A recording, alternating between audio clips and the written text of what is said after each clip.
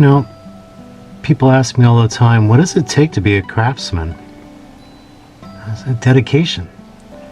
You know, if there's something you love to do, it takes a lot of dedication. Dedication, not excuses. So many times you'll hear people give excuses all the time. Oh, I don't have time. I can't do this. I can't do that. Those people don't have passion. You have to eat, sleep, and breathe what you love, what you want to do. And when you do, you become better at it, and you become a master at it. Becoming a master takes years. You know, I look forward to the day I become a master at my craft. Working with a sewing machine, the needle, the thread, you know, you have to be addicted to it. You really do. You know, otherwise it's just a house husband hobby. You know, people want to come on sewing groups, but they just want to watch. It's like watching television. They don't really want to do anything. They just want to watch. So, you know, every ball team needs an audience. Every ball team needs a cheerleading squad. So you've got cheerleaders and you have the real players. And you have the audience.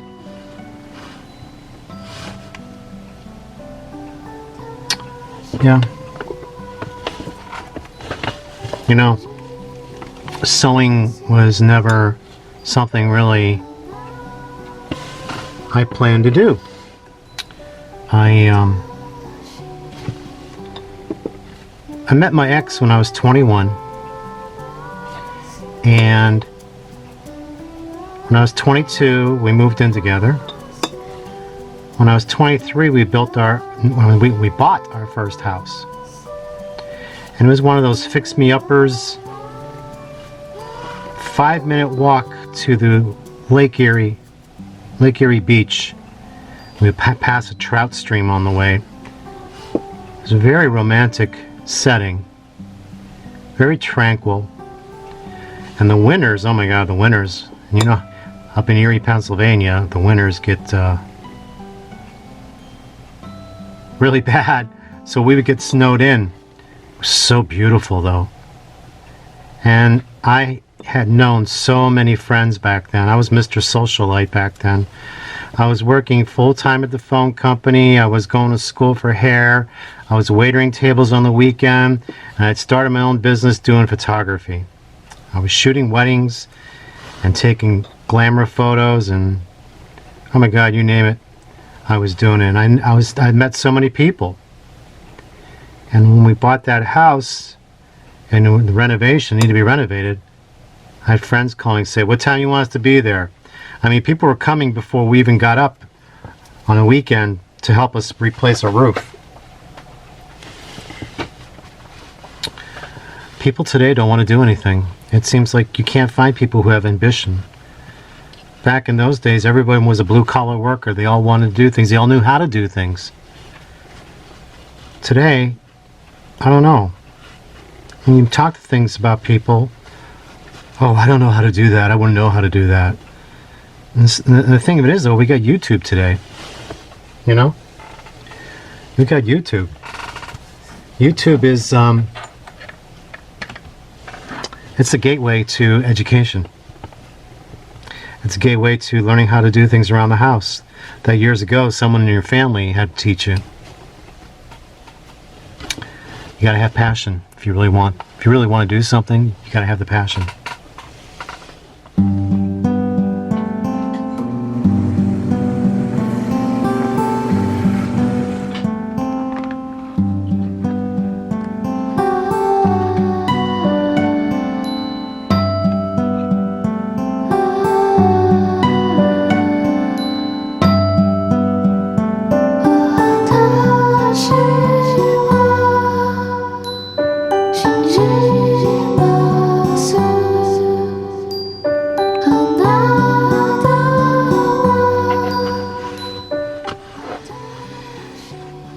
So it was after the house was renovated that it was time to decorate. We need some window treatments. Well, little did I know that my partner at that time knew how to use a sewing machine. I was like, you're kidding me. So my partner made some window treatments, and I said, oh, I would watch my partner at the machine. I says, teach me. He was a little protective. He says, no, you got too much to do now. You don't need one more thing to learn. You don't have enough time for anything. I'm like, okay. So I watched, and I thought, at that time I said, maybe it's not for me, you got to have some patience. And I was all over the place doing all the jobs I had. I didn't have time to sit down for hours on end. So it wasn't long after we owned the house that my partner came home and lost their job in retail. So my partner went to Pittsburgh, went to Cleveland, went to Buffalo looking for a job, couldn't find nothing. This was the middle 80s. So being that I worked for the phone company, I knew someone at the data center, and you had to have a college degree to get into the data center. So I told the manager I knew there, I said, hey, my partner's looking for a job. He's got a college degree, this and that. He said, send him down here. Long story short, he got the job, and then we ended up selling the house, and then that company ended up closing and moving their offices to Tampa and Fort Wayne. So my partner said, hey, you want to go to Tampa, Florida? What? Now at this time I had my own photography studio. I was working full-time. Long story short, we come to Florida, built a brand new home, and needed window treatments, but this time I was going to do them. So I sat down and started watching videos and TV shows, and I made a Star Trek costume. And from that moment, I was hooked at the sewing machine.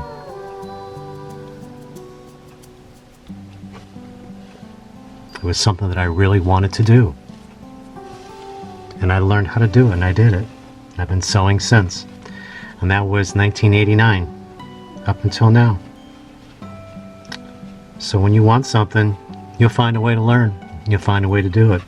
But you have to have the passion.